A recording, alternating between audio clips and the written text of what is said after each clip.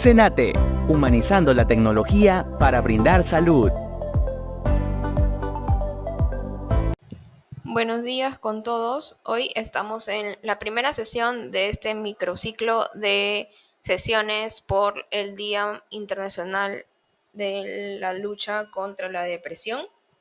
Hoy, viernes 12 de enero, estamos con el tema de soporte psicológico para pacientes con depresión, junto con el ponente, el licenciado Sandro Poma Yayico. Él es psicólogo con 24 años de ejercicio profesional y experiencia en labor asistencial, así como en prevención y promoción en MINSA, eSalud, Minedu y Mintra, respectivamente. Cuenta con un grado académico de bachiller y título profesional en psicología de la Universidad de San Martín de Porres.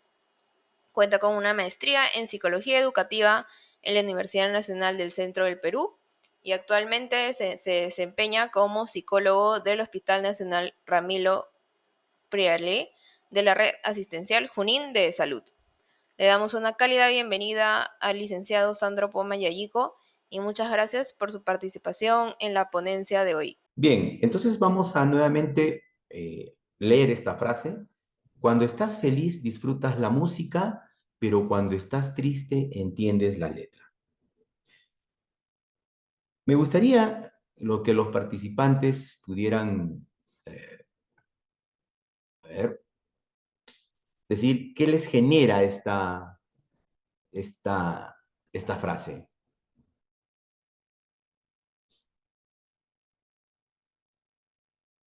¿El audio está apagado?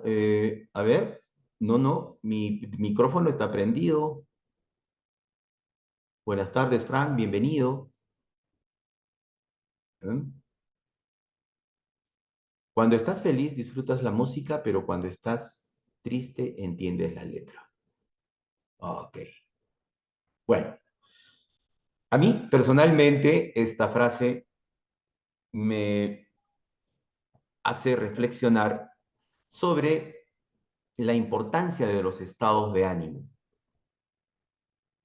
Nosotros ya filogenéticamente tenemos 5 emociones, aunque Paul Ekman dice que son 7, ¿no? Ahí hay un poquito de variación en cuanto a los estudios teóricos que han hecho, pero entre 5 o 7 vamos por ahí.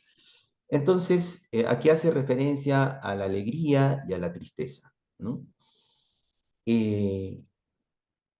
La tristeza, que es uno de los síntomas principales de la depresión, no es necesariamente algo malo, ¿no?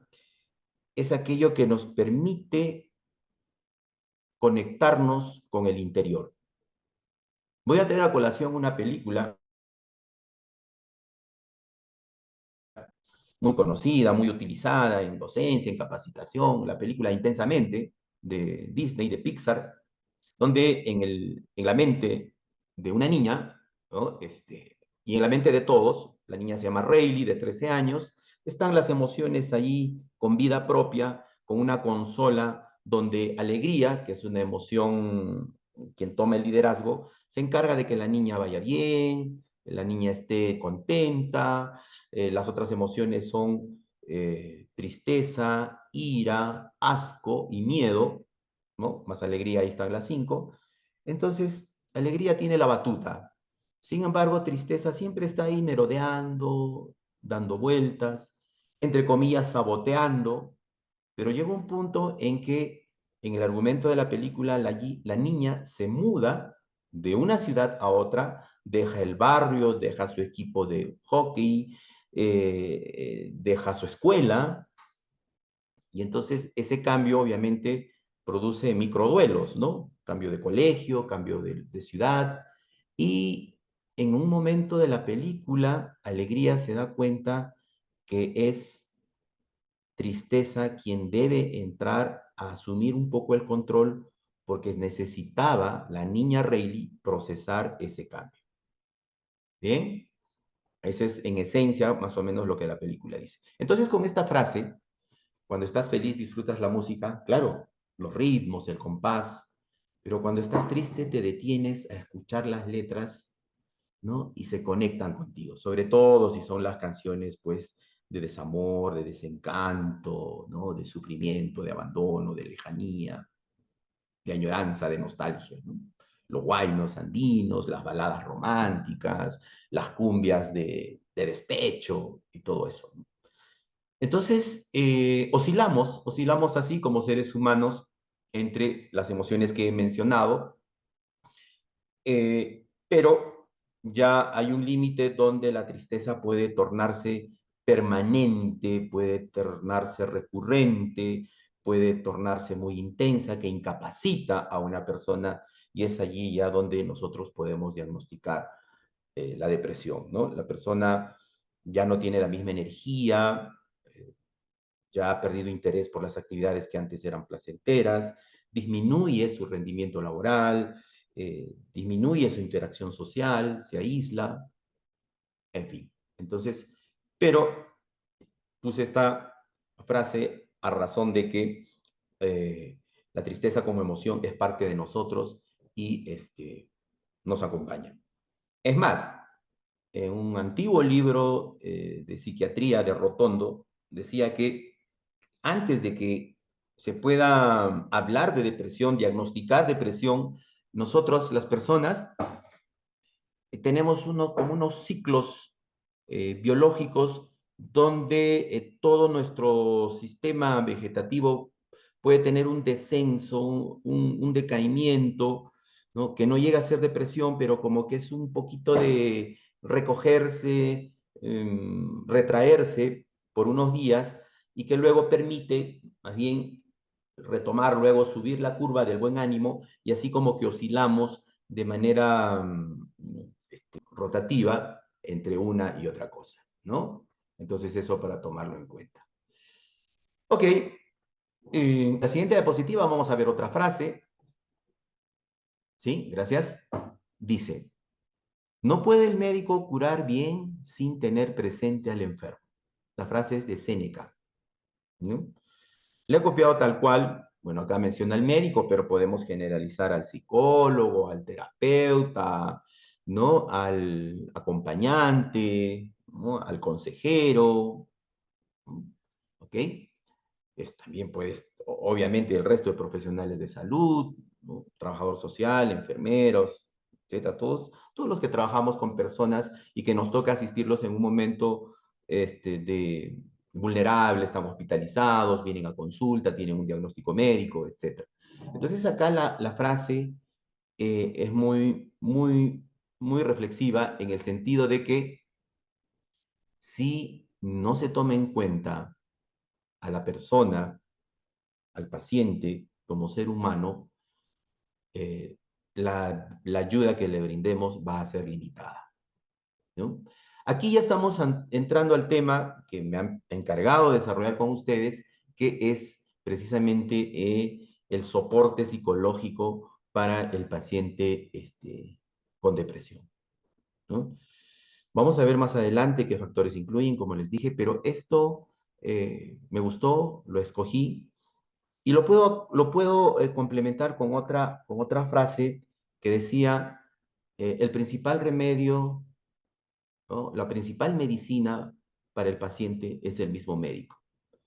Esa frase fue de Philip Pinel, que es el padre de la psiquiatría moderna, ¿no? Él fue quien, allá en Salpêtrière, en Francia, ¿no? Sacó a los pacientes de ese encierro, de esos castigos, de ese trato áspero, duro, incluso inhumano, que era lo que se concebía como única alternativa para los pacientes psiquiátricos, ¿no? Él también fue el precursor de la terapia ocupacional porque ya indicó actividades, paseos, etcétera. Y bueno, esa otra frase también es muy linda, ¿no? Que él, la medicina principal para el paciente es el mismo médico, ¿no? Entonces, aquí estamos hablando de un encuentro humano, ¿no? De una interacción existencial entre dos personas. Nosotros como personal de salud y la persona que acude en busca de ayuda, nuestros pacientes, asegurados, usuarios, clientes, etc. ¿Bien? Entonces, esto me parece oportuno tomarlo en cuenta. Bien, vamos a seguir entonces a la siguiente diapositiva. Acá dice lo siguiente. John Bowlby fue un psicoanalista, ¿ah? eh, especializado en niños. Y como psicoanalista, bueno, también pues hizo artículos y libros sobre la psicoterapia. ¿Y qué dijo con respecto a la primera tarea que debe hacer un terapeuta? Lo he copiado, lo he transcrito tal cual acá. Dice lo siguiente: proveer al paciente de una base segura desde la cual pueda explorar los múltiples aspectos desdichados y dolorosos de su vida, pasados y presentes, muchos de los cuales encuentra difícil o quizás imposible pensar y reconsiderarlos sin un compañero confiable que le provea apoyo, aliento, simpatía y en ocasiones orientación. Una, una idea, un concepto, ¿no? un principio útil, cierto, imprescindible para el acompañamiento, la psicoterapia, el soporte, ¿no? Del cual estamos hablando. Entonces, nuestra labor consiste en permitirle al paciente esa exploración que solo no podría hacerlo probablemente, o lo podría hacer de manera limitada. Y nosotros nos convertimos en ese compañero confiable que proveemos todo lo que dice aquí: apoyo, aliento, simpatía y en ocasiones orientación. ¿Por qué dice en ocasiones? Porque claro, en la terapia debemos ser horizontales, democráticos, ¿no? Reflexivos y más bien dejar que el paciente tome las decisiones. Pero habrá ocasiones en las cuales necesitan un poco, un empujoncito, como decir, oye, mira, puedes hacer esto, ¿no? Y ya, bueno, ¿no? Eso es como una orientación, una indicación. Ok, entonces yo considero aquí que John Bowlby, de manera didáctica, ¿no? Precisa, nos da una noción para la labor del acompañamiento, ¿no? Que nos corresponde hacer a los profesionales de la salud. Con mayor énfasis, obviamente, los de la salud mental, ¿no? Y aquí vamos a también ver un siguiente aspecto. Por favor, avancemos a la siguiente diapositiva. ¿Ah? Esta diapositiva que viene a continuación nos va a hablar y quiénes somos los encargados, quiénes somos los calificados, los legalmente facultados para hacer la psicoterapia o el acompañamiento, el soporte. Okay. ¿Bien? Sí, por favor. Pasamos a la siguiente diapositiva. Este cuadrito lo he conservado tal cual, porque bueno, sí me iba a ser difícil replicarlo, dibujándolo, etc. Así que tal cual lo vi, se los quise compartir. Aquí dice psiquiatría y psicología. ¿Ah? Y bueno, implícitamente voy a llegar a un punto que incluso ha sido controversial, lo es aún controversial, ¿no?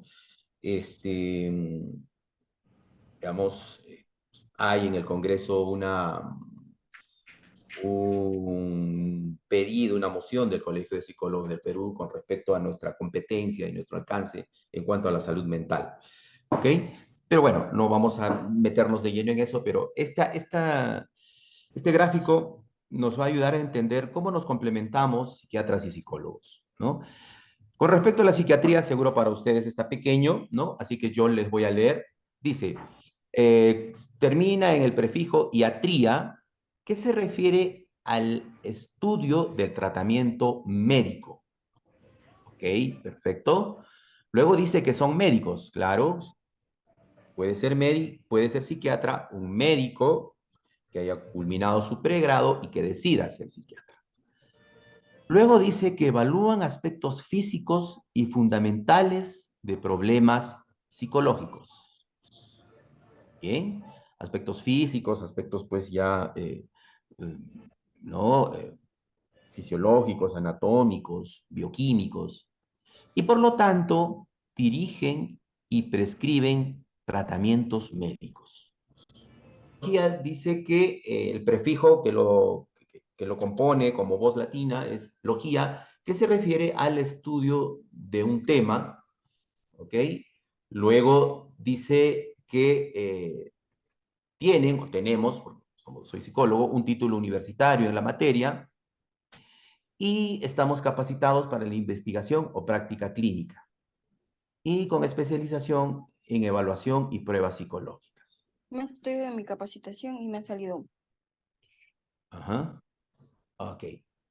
Bien, aquí hay un punto, esos dos son como dos conjuntos que se intersectan, me hace acordar las clases de matemática, ¿no? Como dice, elementos comunes, ¿no? Y en el punto medio de la psiquiatría y psicología, dice que ambos somos expertos en salud mental y ambos realizamos psicoterapia. Claro, con el entrenamiento respectivo, ¿no? Ok, entonces esto es bueno, esto es didáctico, esto es útil, ya que nos ubica a cada uno en nuestro rol y nos permite ver la complementariedad de nuestras funciones. Obviamente, los psiquiatras, siendo médicos, han estudiado farmacología, bioquímica, etcétera, y entonces ellos están facultados para prescribir, ¿ok? Mientras que nosotros, los psicólogos, no hemos estudiado esas materias, no prescribimos, pero lo que hemos hecho es estudiar las diversas teorías del comportamiento humano, ¿no? Psicoanálisis, conductismo, existencialismo, humanismo, y bueno, y cada quien a elección escoge un enfoque del comportamiento humano que más encaje con su personalidad y se especializa y se entrena como terapeuta, ¿no? Entonces, lo que estudiamos es la conducta humana, tanto la conducta normal o anormal. Bien, entonces quise hacer ese hincapié en este aspecto a raíz del tema, cómo es que principalmente los profesionales de la salud mental, psiquiatras y psicólogos, de repente estamos en mayor, digamos, competencia para atender la salud mental, pero también acompañados de otros profesionales. Es más, algunas escuelas de entrenamiento terapéutico reciben profesionales de otras áreas, teólogos, educadores, trabajadores sociales, ¿no? Para ser entrenados en terapia. La terapia breve centrada en soluciones fue desarrollada por Steve DeShazer y su esposa, no recuerdo el nombre, es coreana, y ambos eran trabajadores sociales. Entonces tampoco es una cuestión de que seamos nosotros, que el acceso al acompañamiento sea excluyente para otras profesiones. ¿Bien? Bien, entonces hasta ahí vamos y aquí vamos a pasar a lo siguiente que es algo también interesante. ¿Y qué es lo que cura? ¿Cuáles son los factores que curan? Esto, la primera vez que yo lo vi, me quedé sorprendido, me dejó pensando y a raíz de lo que estamos conversando hoy, quise compartirlo con ustedes. Bien, aquí hay un gráfico tipo torta que se divide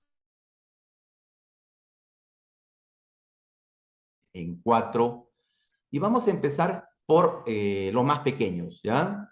Ok. El primero. El que está en verde, aquí dice, tiene un 15% y se refiere al efecto placebo.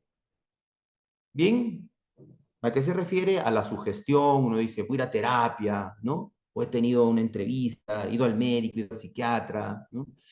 Las expectativas, me voy a curar, ya empecé, ya di el primer paso, ya me animé, tanto tiempo que lo tenía planificado y por fin lo hice. Ese es el efecto placebo, ¿no? Entonces, que las personas, y cuando ya reciben el soporte el profesional, sienten ya una mejoría así automática, precisamente por este efecto, ¿no?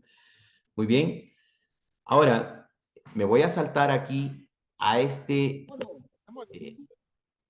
40%, que es el porcentaje más grande, que está aquí en color azul, y dice, se refiere a las variables del paciente, o también se puede decir como factores extraterapéuticos.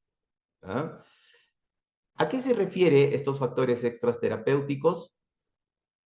A las características personales del paciente, ¿ah? El entorno que lo acompaña, los acontecimientos vitales que ha vivido, el apoyo social con el que cuenta, ¿no? ¿Ok? Entonces, miren, esto es importante. Pero al mismo tiempo llevaría a pensar, o sea, que no todas las personas podrían eh, recibir psicoterapia, porque si estos factores extraterapéuticos son desfavorables para ellos, bueno, aquí hay dos posturas. Algunas escuelas terapéuticas incluso tienen su perfil de paciente ideal y por lo tanto consideran que los que no se ajustan a ese perfil no van a lograr mucho. Y esto en estudios que se han realizado, sí, es cierto, y es más, no solo depende de las características del paciente, sino del diagnóstico. Y ya más adelante les diré cuál es la terapia más efectiva para la depresión. Ya seguro que también algunos de los presentes lo deben saber.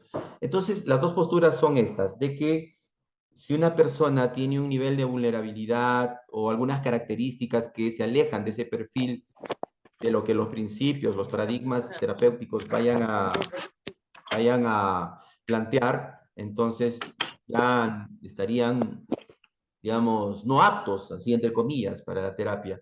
Pero la otra postura es de que toda persona sí, de algún modo puede beneficiarse, recibir el soporte necesario. ¿Ya? Muy bien. Ahora volvamos al otro 15% que está aquí en morado. ¿Ah? Buenas tardes.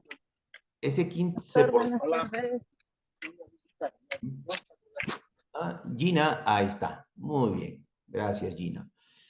Ese 15% de morado son las técnicas específicas. Fíjense.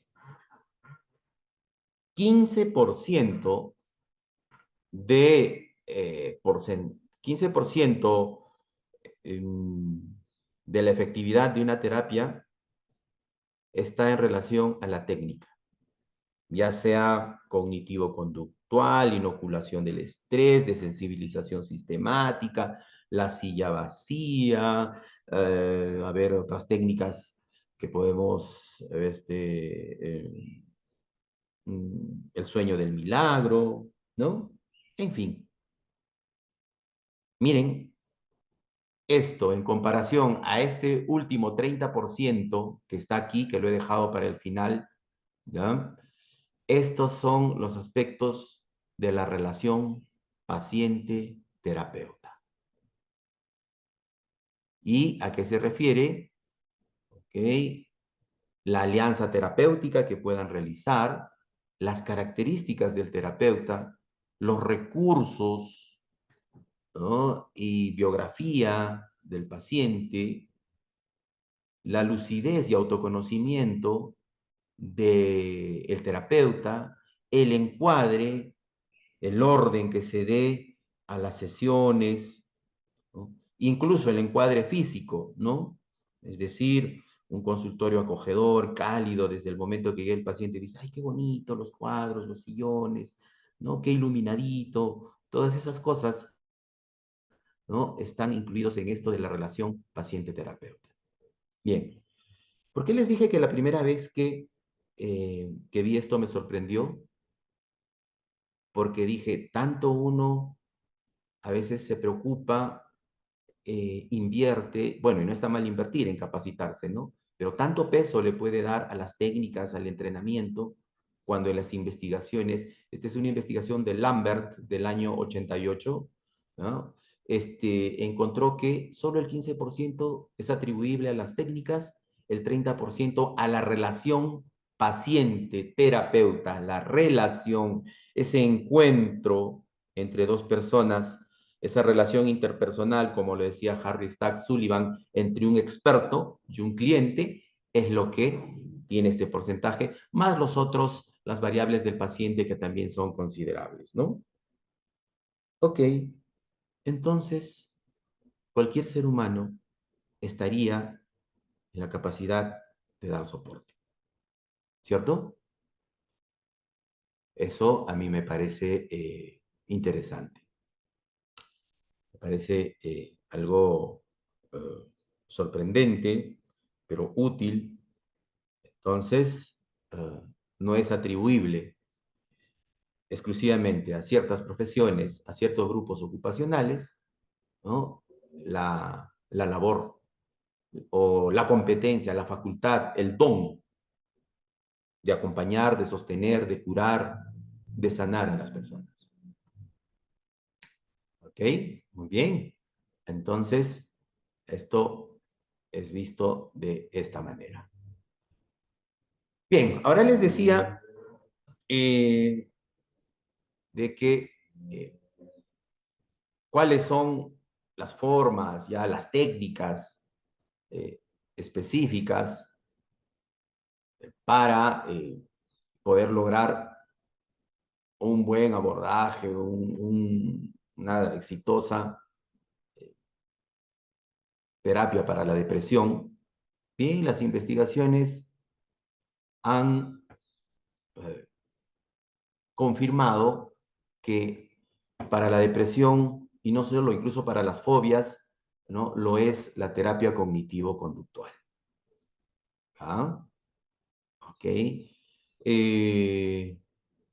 Su enfoque basado en, digamos, los pensamientos y las emociones, más las respuestas fisiológicas, esa triada que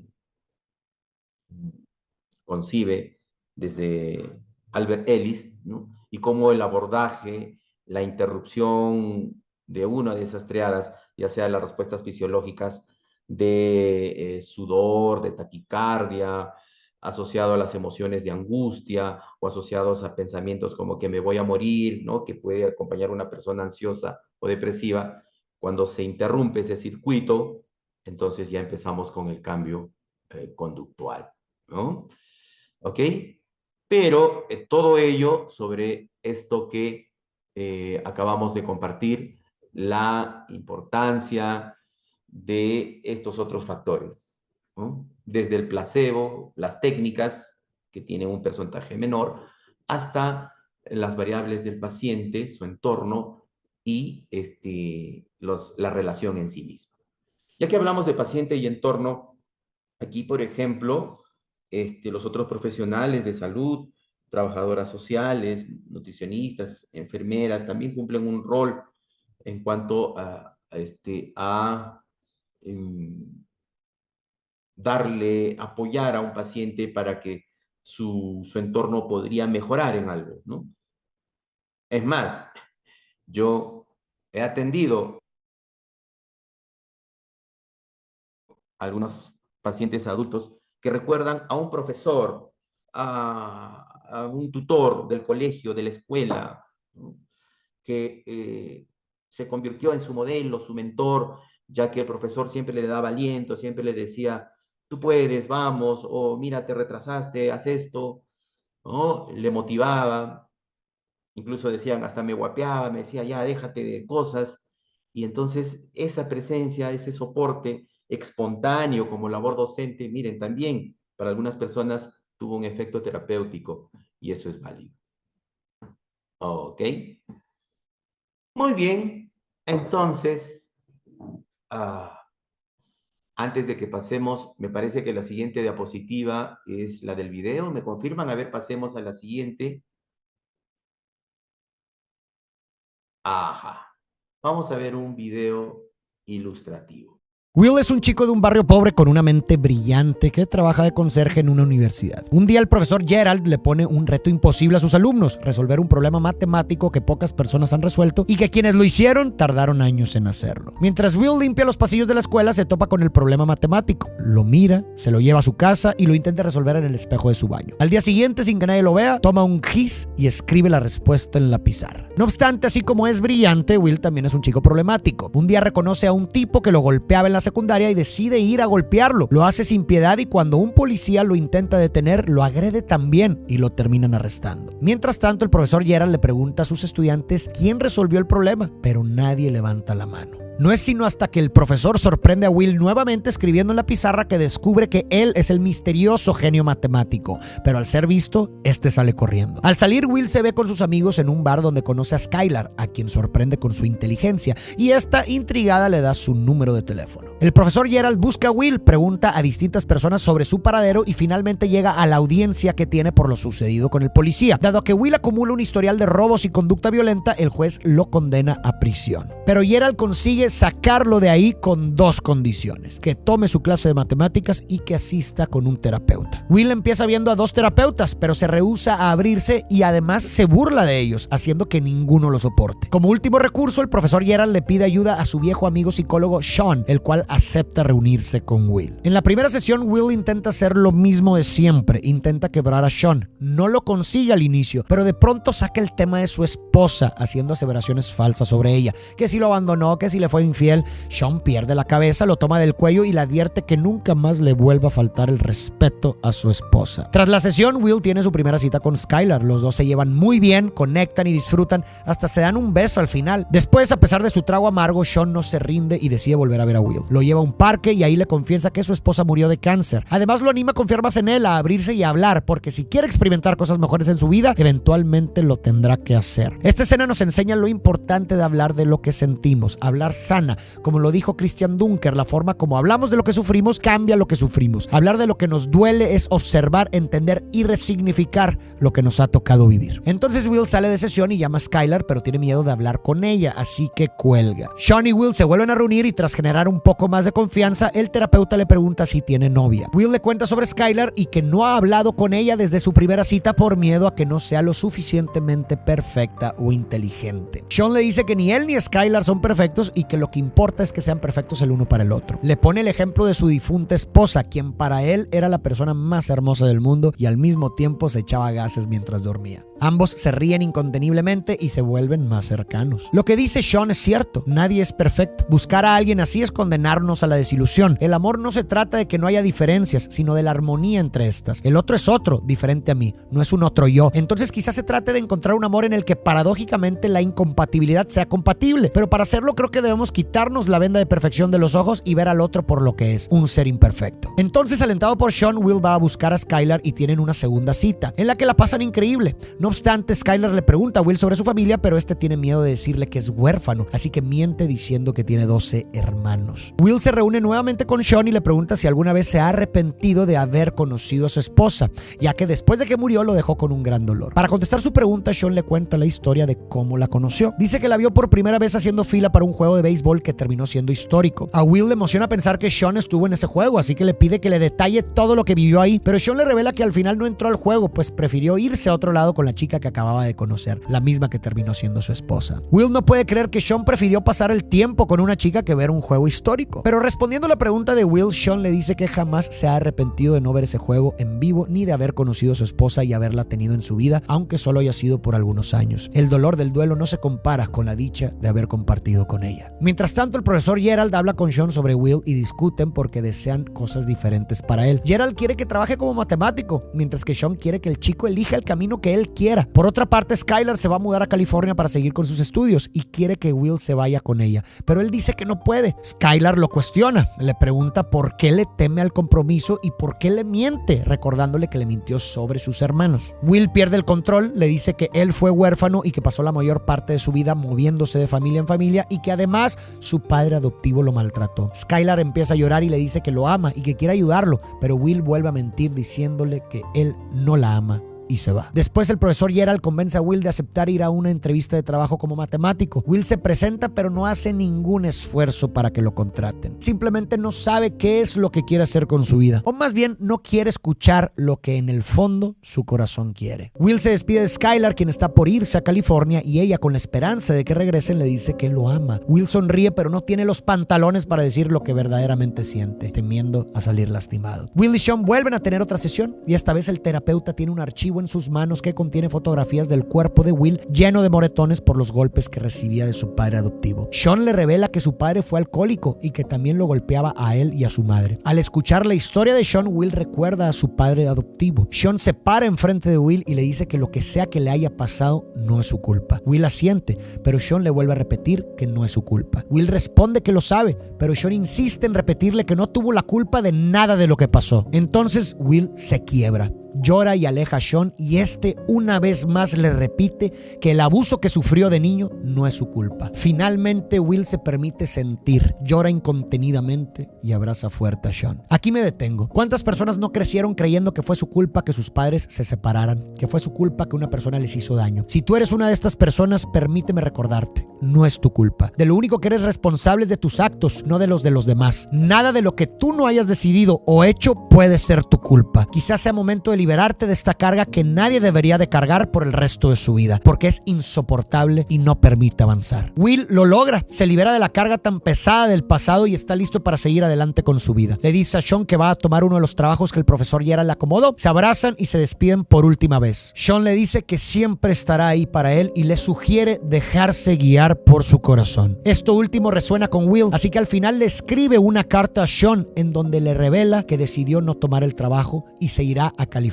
a buscar a Skylar. Así como cuando él prefirió irse con su amor en vez de ver el partido de béisbol, Will también siguió su corazón. Claro, el youtuber lo ha comprimido de una forma que nos exige mucha atención, ¿no?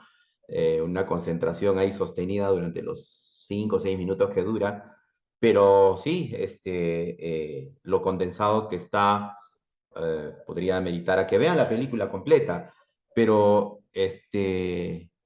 miren, el terapeuta le habla de su esposa, que en paz descanse. En la primera sesión, cuando Will se torna insolente, ¿no?, desafiante como lo hacía con todo el mundo, vemos cómo ahí lo sujeta del cuello con una furia, como decir, no te atrevas a hablar así de mi esposa, ¿no? ¿Hemos hecho alguna vez eso como psicólogos? No, porque mantenemos una distancia, digamos, más formal. Pero bueno, esta es una película, obviamente es un guión, etcétera, pero sí deja entrever, digamos, cómo se relacionan dos personas, un terapeuta que da autorreferencias. ¿Qué significa? Habla de él. En terapia sistémica es válido dar autorreferencias, hablar de uno mismo, dar testimonios personales. En el psicoanálisis no, está prohibido porque tiene que primar la neutralidad. Y salen a un parque, a la orilla de un lago, reflexionan sobre varias cosas, ¿no? Lo fuerza a salir de esa culpa que él experimentaba por todo el maltrato, no lo empuja allí a que se libere de eso, se abrazan en 2 oportunidades, se despiden, y bueno, el chico sigue su rumbo, el rumbo que él quería, más no la que el profesor quería para él, ¿no? Ese es un ejemplo de soporte, acompañamiento, terapia, donde el vínculo, la relación es lo más importante. Bien, de esta forma Doctor, yo termino y doy pase a las doctor, preguntas. Sí, adelante. por favor, ¿cómo se llama la película? Se llama Un genio indomable. Ah, un genio. Ujú. Gracias. Ok, Rita. Bien, y podemos intercambiar unos minutos de diálogo, de intercambio de ideas con todo gusto, hasta que la organización nos lo permita. Sí, si cuentan con alguna pregunta o duda, pueden dejarla en el chat o abrir su micro para poder contestarlas. Muchas gracias. Doctor, buenas tardes. Hola. Jaime Román de Cusco, de la misma universidad de usted. Ah, Eh, qué gusto. este personaje a mí también me impresionó la primera vez que yo lo vi. Ujú. Inclusive esas contradicciones de por qué miente, por qué divaga, por qué quiere ser, o sea, es inteligente pero no lo quiere mostrar, quiere ser una persona humilde. Me lleva así a una serie ¿cómo se puede decir? De que es una persona que, que, que se introduce mucho sus... Yo me pregunto, ¿y esta persona, por las irritaciones que tiene, sufrirá de presión arterial alta? Me preguntas y te preguntas a ti mismo, ¿no? Claro, claro. Sí, claro, interesante pregunta, Jaime. Ya es sabido de que el estrés también se expresa a través del cuerpo, ¿no? La somatización, etcétera. Recuerdo una escena de la película El Padrino, donde Michael Corleone va donde el Papa aquejado de una diabetes, ¿no? Y justo le da un coma diabético ahí en plena entrevista con el Papa, y el Papa le dice, cuando uno no habla, el cuerpo habla, ¿no? Una frase magistral, la del Papa, ¿no? Y sí, pues todo el estrés de la presión familiar que tenía ocurre eso. Es probable, Jaime, esto que tú dices, yo creo que deberíamos darle más impulso entre médicos y psicólogos a lo que es la medicina conductual, ¿no? Prevenir a través de eh, estilos de vida saludables, todos estos aspectos de diabetes, hipertensión, enfermedades coronarias, dermatológicas, respiratorias, etcétera. ¿Sí? Gracias, Jaime. Un gusto saludarte y conocerte. Una chiquita. En mi experiencia laboral como psicólogo acá en rehabilitación de Cusco, Ujú. yo he encontrado que hay muchas personas que se estresan y a la vez tienen presión alta, y esto ha hecho de que el oído esté fallando. Empieza a disminuir la audición primero en un oído y después en el otro. Sí. El, el- el trabajo entonces de nosotros sería mejorar la audición o bajar el estrés Bueno, o la presión arterial. como psicólogos, bajarle el estrés, pues, ¿no? Obviamente. Ajá. Así Pero la es. presión arterial emotiva, Mira,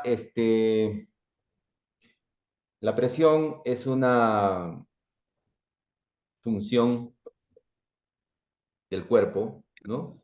Y yo siempre, soy de la idea de respetar las competencias de cada profesional. Si en una investigación utilizan test psicológicos y los toma cualquier profesional tan solo porque ya está en online, está en Excel, yo siempre hago esa observación. Igual, si voy a medir presión, si voy a medir temperatura y lo quiero relacionar con otra variable, llamo a un enfermero, ¿no? Que tome esas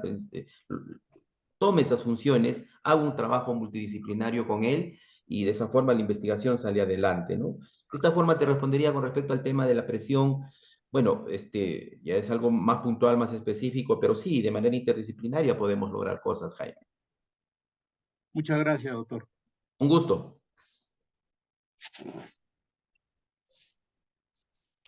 Buenas tardes. ¿Qué tal, Vanessa? Buenas tardes, doctor. Mire, una consulta. Me parece muy interesante lo que usted ha mencionado sobre los factores que curan. Y Ujú. estos porcentajes y estos factores, es válido para cualquier entorno psicoterapéutico, Así es. llámese privado, llámese de repente en un centro de salud, ¿verdad? Se extiende a cualquier espacio psicoterapéutico. Sí, Vanessa, sí. La investigación de Lambert incluyó todos los enfoques terapéuticos, ¿no? Y hizo un análisis estadístico, ¿no? Y llegó a esas conclusiones. Entonces, es muy importante la relación del paciente con el terapeuta y eso significa que tiene que haber un vínculo de confianza. Sí, Solamente así se puede mejorar, ¿verdad? O sea, no hay que pasarlo a un segundo nivel, sino que es lo más importante, establecer un buen vínculo. así es. La confianza y el respeto, ¿no? Perfecto, Sí. perfecto, doctor. Muy bien, muchas gracias, doctor. Ok, Muchas Vanessa, un gracias. gusto. A ver, aprovechemos un comentario más. Doctor, Sí, Rita. eh, yo le comento mi experiencia personal. Al principio, Ujú. bueno, hace muchos años caí en un cuadro de depresión, pero terrible. Con decirle que el solo oler los alimentos me daba asco. Entonces perdí las ganas de comer y todo eso, ¿no? Entonces iba a los médicos y se me subía a veces la presión tan alta que no lo podía controlar. Entonces me comenzaron a tratar por la presión y en Ujú. realidad después descubrieron de que no era la presión la que era lo principal, sino la ansiedad que yo desarrollé por tener hipotiroidismo. Ujú. Entonces esos desbalances hacían que me suba la presión. Al final me daban pastillas para la presión, pero yo me sentía cada vez peor, porque yo soy de presión baja, nunca lo he padecido presión alta. Ah, Y mira. después, y después mi geriatra y el cardiólogo llegaron a la conclusión de que yo no necesitaba medicina para la presión, sino controlar la ansiedad. Ujú. Y después también hay ciertos alimentos que a los hipotiroideos nos afectan, pero no sabemos. Entonces, poco a poco conversando con unos y con otros, he llegado y también hice psicoterapia, como usted nos indica, ¿no? Ajá. Eh, Tenía mucha carga anterior en mi vida, ¿no?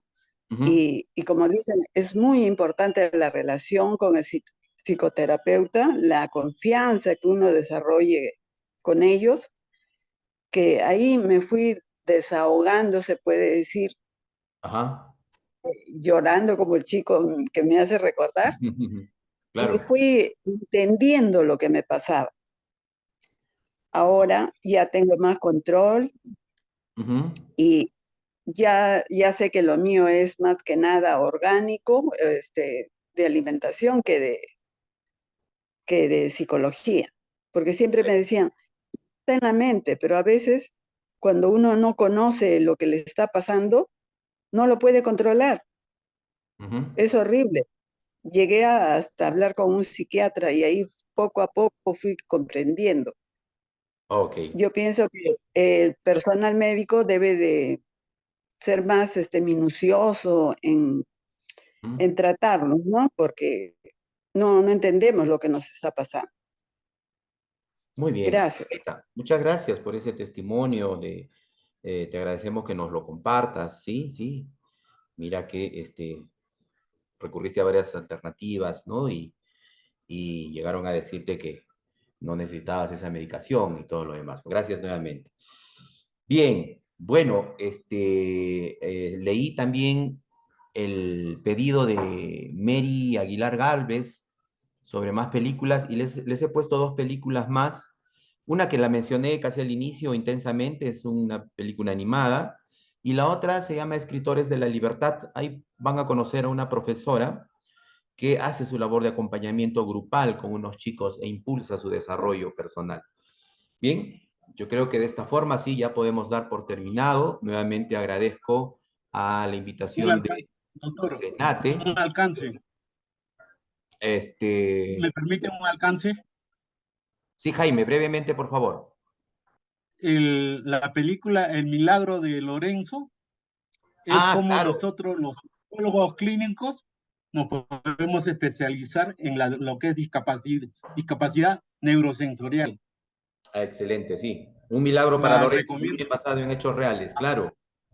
Claro, lo vamos a escribir aquí, ¿ya? Gracias por el alcance, Humberto. Jaime Dilberto. ¿Ya? Como decía, agradezco a Senate nuevamente por esta invitación que me hacen gentilmente. Me dio gusto, empezamos con 12 participantes y llegamos a 80. Y bueno, eso significa también la respuesta, el interés de todos nosotros por este tema de la depresión y a seguir adelante en nuestra labor. Hasta otra oportunidad. Buenas tardes. Gracias, licenciado. Muchas gracias por su asistencia, por la participación de de todos los que han estado aquí. Igualmente, comentarles que seguiremos teniendo más capacitaciones en las siguientes semanas y se estará difundiendo por los respectivos grupos y comunicaciones. Muchas gracias a todos por participar y nos vemos en una siguiente. Muchas gracias, licenciado. Gracias. Gracias, igualmente. Gracias a todos. Buenas tardes. Muchas gracias, doctor.